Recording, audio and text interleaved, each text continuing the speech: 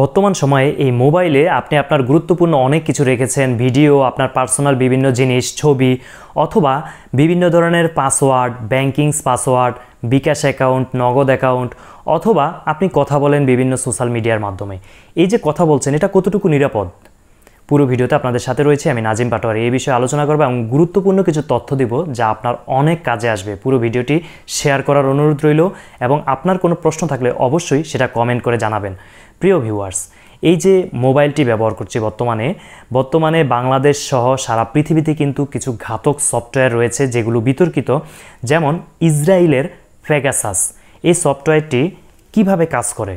অনেকেই ভাবেন আমার ফেসবুকে বা সোশ্যাল মিডিয়াতে বিভিন্ন লিঙ্ক কেউ যদি পাঠায় আমি সেটাতে ক্লিক করব না মোবাইলে, অথবা ইমোতে অথবা হোয়াটসঅ্যাপে আমি লিঙ্কে ক্লিক করব না, তাতেই তো সমস্যা নেই। অথবা আমি আমার ফেসবুক লক করে রাখবো অ্যাকাউন্ট এমনভাবে যাতে কেউ প্রবেশ করতে না পারে। আসলে কোনো এই ব্যারিয়ারগুলোই আপনাকে বাঁচাতে পারবে না যদি কেউ আপনাকে টার্গেট করে ফেলে। যেমন এই পেগাসাস সফটওয়্যারগুলো কিন্তু বিভিন্ন সরকার বা গোয়েন্দা সংস্থা ব্যবহার করে থাকে, তবে যারা পজিটিভ মাইন্ডের, জনগণের উপর যারা স্বৈরাচারী নয় তারা কিন্তু নয়।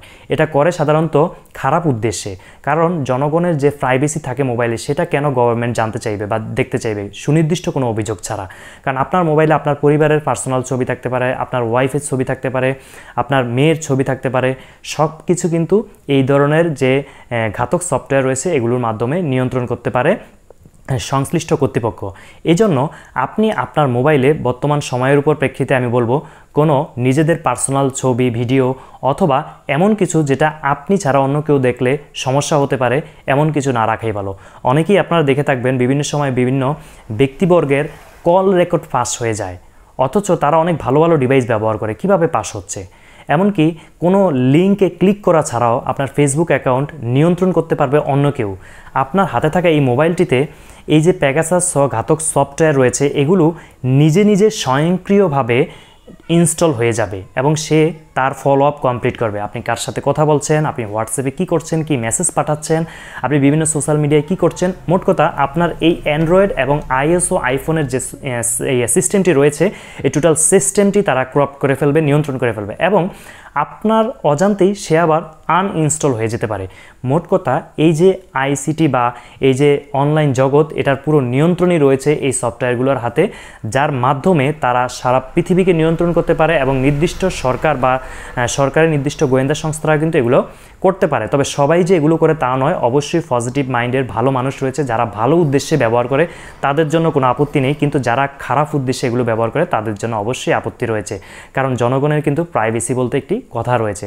তাই আমি সাজেস্ট করবো, এমনকি আপনার ব্যাংকের যে অ্যাকাউন্ট সেভ করে রাখেন অথবা আপনার নগদ বিকাশ অ্যাকাউন্ট এগুলো, তবে সাধারণ কোনো হ্যাকাররা এগুলো নিয়ন্ত্রণ করতে পারে না। এগুলো অনেক উচ্চ মূল্য দিয়ে ক্রয় করতে হয়। এগুলো বিভিন্ন রাষ্ট্রের বা বিভিন্ন যে সিন্ডিকেট রয়েছে তারা এগুলো করে থাকে তাদের খারাপ উদ্দেশ্যগুলো বাস্তবায়ন করার জন্য। আমরা চাইব আমাদের তথ্য এবং নিরাপত্তার জন্য এই ধরনের কাজ যাতে কেউ না করে।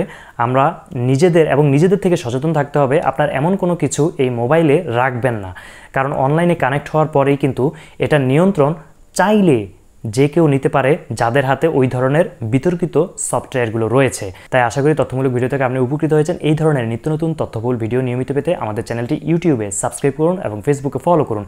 এই তথ্য কোন সোর্স থেকে আমি নিয়েছি তার এই ভিডিওর ফার্স্ট কমেন্টে আমি সম্পৃক্ত করে দেবো, সেটা থেকেও আপনারা দেখতে পারেন। সবাই ভালো থাকবেন, সুস্থ থাকবেন। আল্লাহ হাফেজ।